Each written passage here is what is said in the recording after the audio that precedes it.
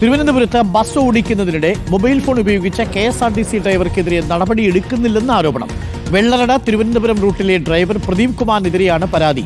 CITU Vellarada unit സെക്രട്ടറിയായിരുന്ന പ്രദീപ് മുൻപും മദ്യപിച്ച് ബസ് ഓടിച്ചതിന് നടപടി നേരിട്ടിരുന്നു. എന്നാൽ പാർട്ടി ഇടപെട്ട് വീണ്ടും പ്രദീപിനെ നിയമിക്കുകയായിരുന്നു. അശ്വിൻ ഡിയാഗോയുണ്ട് കൂടുതൽ വിവരങ്ങളുമായി. അശ്വിൻ ഡിയാഗോ, ഗുരുതരമായിട്ടുള്ള കൃത്യമാണ്. വണ്ടി ഓടിക്കുന്നതിനിടയിൽ മൊബൈൽ ഫോൺ നോക്കുക ഒരു കാരണവശാലും അംഗീകരിക്കാൻ പറ്റില്ല. അതും KSRTC പോലെ ബസ് ഓടിക്കുന്ന ഡ്രൈവർ.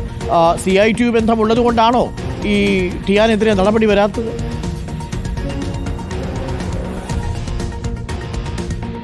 അരുൺ, ആ ഒരു ചോദ്യമാണ് ഏറ്റവും പ്രധാനപ്പെട്ടത്. CITUവിൻ്റെ ജില്ലാ ഭാരവാഹി കൂടിയാണ് ഈ പ്രദീപ് കുമാർ എന്നുള്ളതാണ്. നേരത്തെ യൂണിറ്റ് സെക്രട്ടറി ആയിരുന്നെങ്കിൽ ഇപ്പോൾ അദ്ദേഹം ജില്ലാ ഭാരവാഹിയാണ്.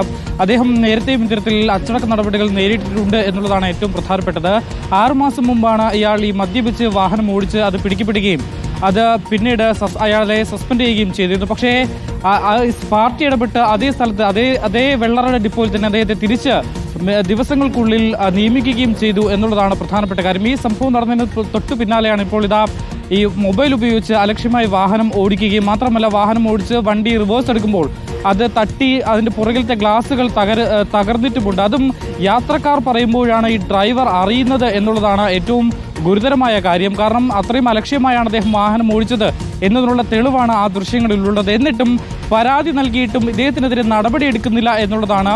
12 ദിവസത്തിലധികമായിരിക്കുന്നു ഇദ്ദേഹത്തിനെതിരെ പരാതി നൽകിയിട്ട്, എന്നിട്ടും നടപടി ഉണ്ടായിട്ടില്ല. വ്യക്തമാണ്, വണ്ടി ഓടിച്ചുകൊണ്ടിരിക്കുമ്പോൾ തന്നെയാണ് വലത്തെ ചെവിയിൽ മൊബൈൽ ഫോൺ വെച്ച് സംസാരിക്കുന്നത്.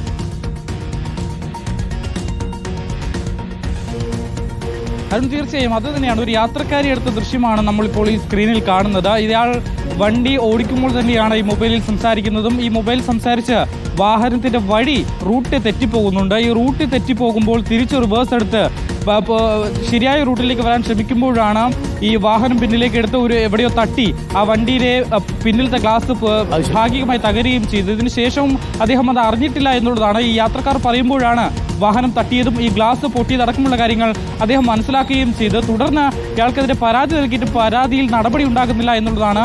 ഇത് മറ്റൊരു സംഭവം കൂടി പറയാം. അതായത് ഈ സംഭവം നടന്ന 3-ാം ദിവസം 25-ാം തീയതി മറ്റൊരു KSRTC സ്വിഫ്റ്റ് ഡ്രൈവർക്കെതിരെ നടപടിയെടുത്തിരുന്നു.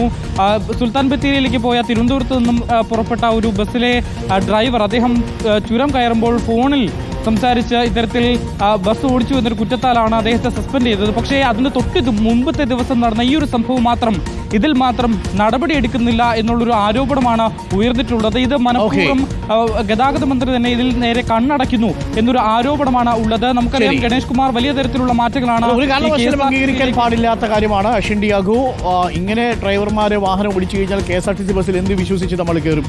അതും വണ്ടി റിവേഴ്സ് എടുത്ത് അതിൻ്റെ കണ്ണാടിയും പൊട്ടിച്ചിട്ടുണ്ട് എന്നുള്ളതാണ്.